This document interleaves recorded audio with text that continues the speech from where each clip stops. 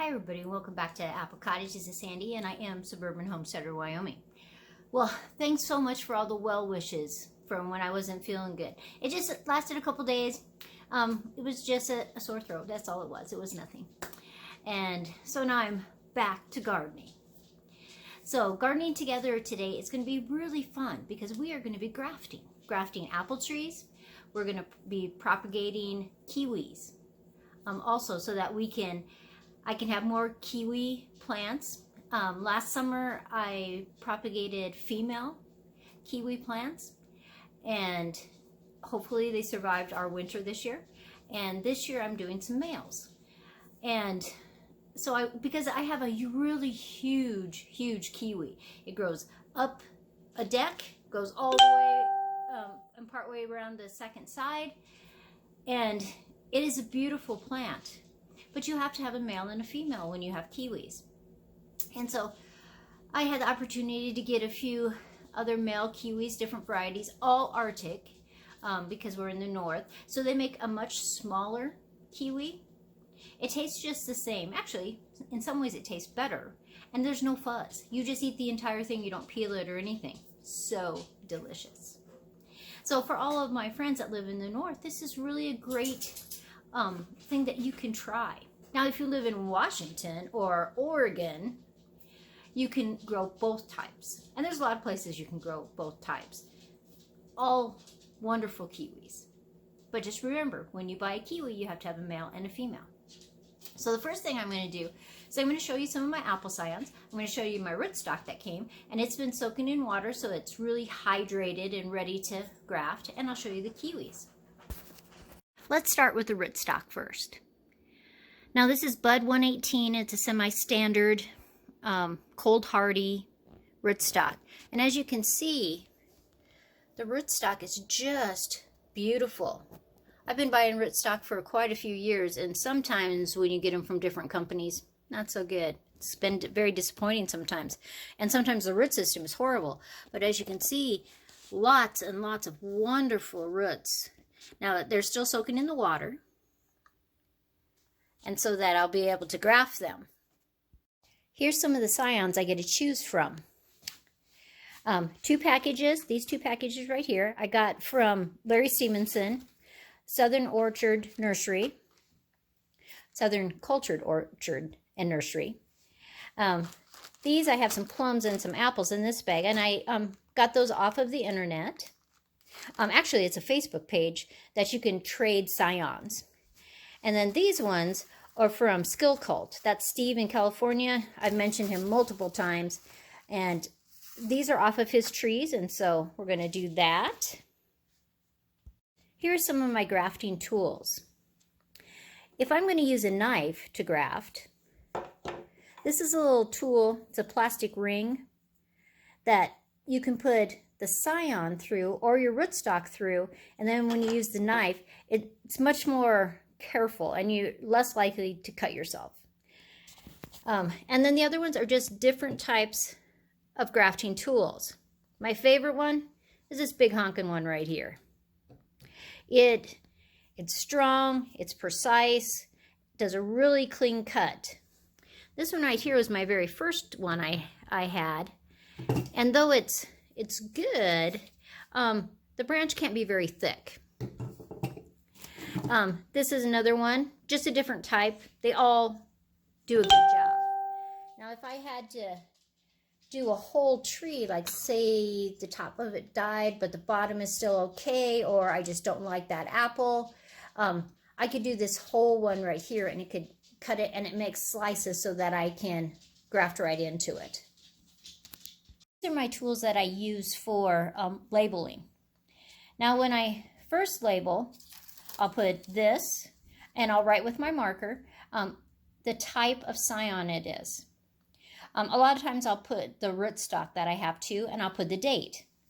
Now, this is for a more permanent one, and this goes on the tree when I know the graft has taken and it's going to do well. And you literally just use a pin and it will engrave right into it because the metal is really soft. See how I can make a mark with my fingernail? And so then you just write with a pen what type of apple it is, and then the wire twists around one branch. Now here is the start of my buckets.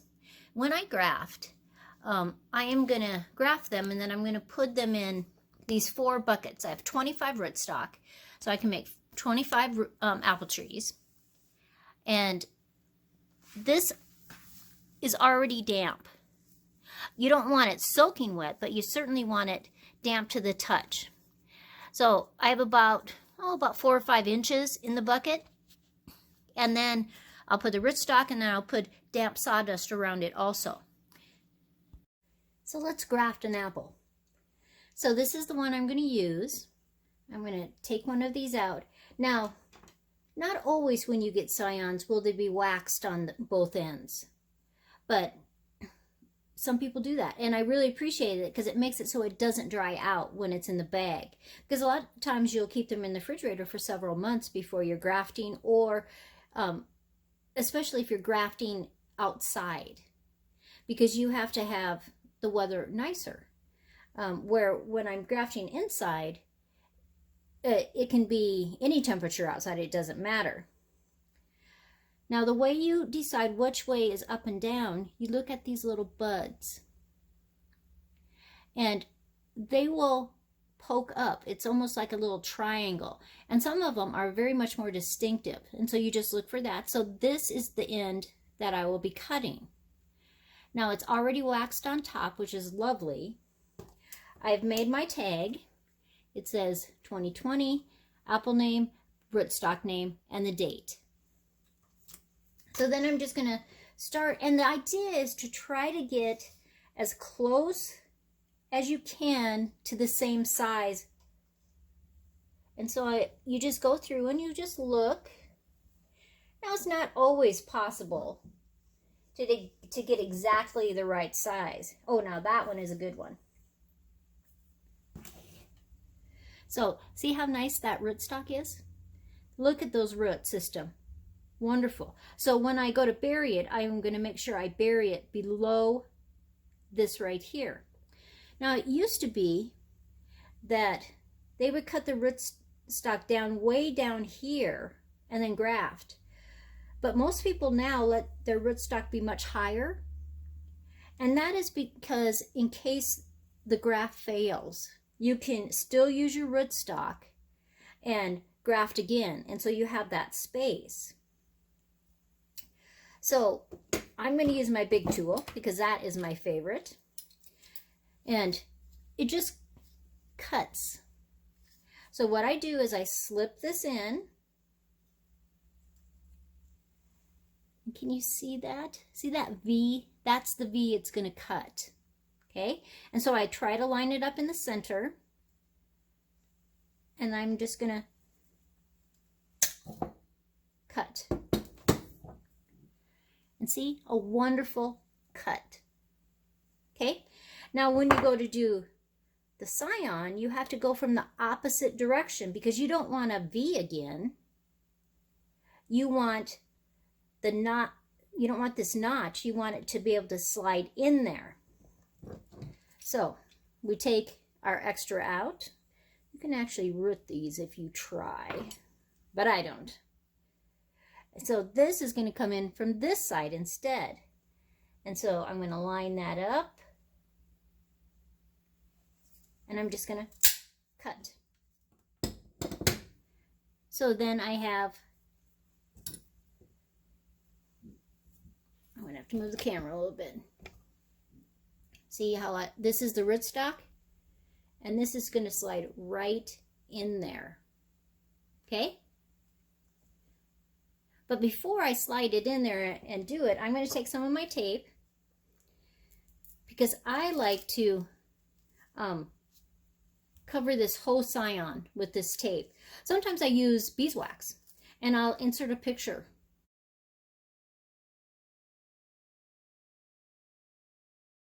And the leaves will literally just grow right through this tape. It's very stretchy. You stretch it when you do it. Or the beeswax. And you just rip that. So I'm going to start a little ways above where I'm going to hook it together. And you just stretch it as you go. And it's just a great way to keep your scion so it doesn't lose moisture while it's starting to graft together. Now sometimes that'll rip. It doesn't matter. You just start again. And I just go up over, and we're going to come back down.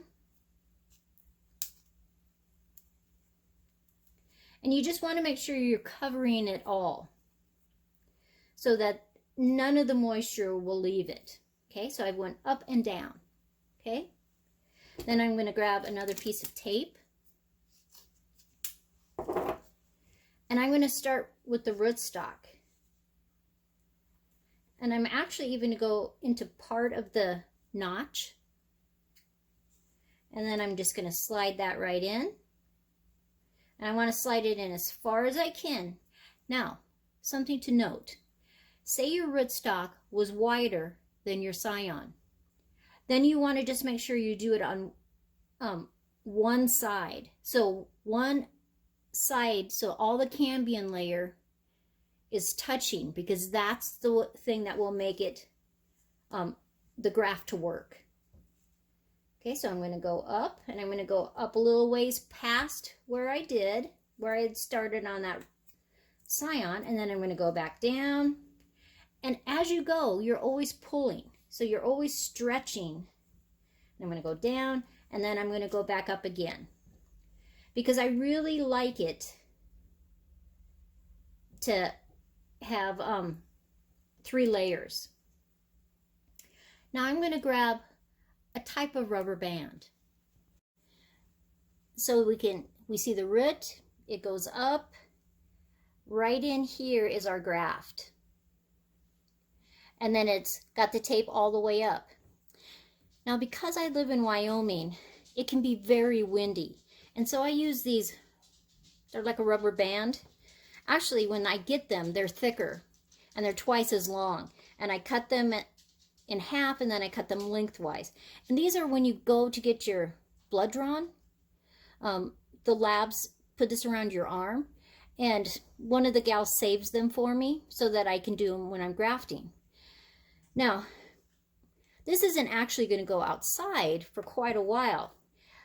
It's going to go in my bucket of sawdust. It's going to stay in that bucket of sawdust in my garage for a month. Then it's going to go into my greenhouse for probably about a month, 2-3 weeks before I actually plant them in the nursery beds. But what I like to do is I make the end go up so that I'm going to go around it. Because when it goes outside, it's still going to be tender, even though the graft is really adhering. But because of our winds, I have started putting these on too. And that just helps it so that if we have a bad storm, or if they're out and then it snows, I'm still okay. The wind or the snow won't break that graft. And what I've found is sometimes I haven't done that, and then in the wintertime we've had such snow that it breaks the graft, even though it could have been adhered for even a couple years. And then I just make a little knot. Now the only thing else I have to do with this is I'm going to put the tag on. And the tag will slide down because it's such a young tree, it's not very thick, but I do it onto the 3rd notch. And this is just a great way for me to keep track, and I know exactly what type of apple it is. See how it's going to fall down there? But that's okay, because it's just going to be in the sawdust for a while. And so that one's ready. And now I just have 24 more to do.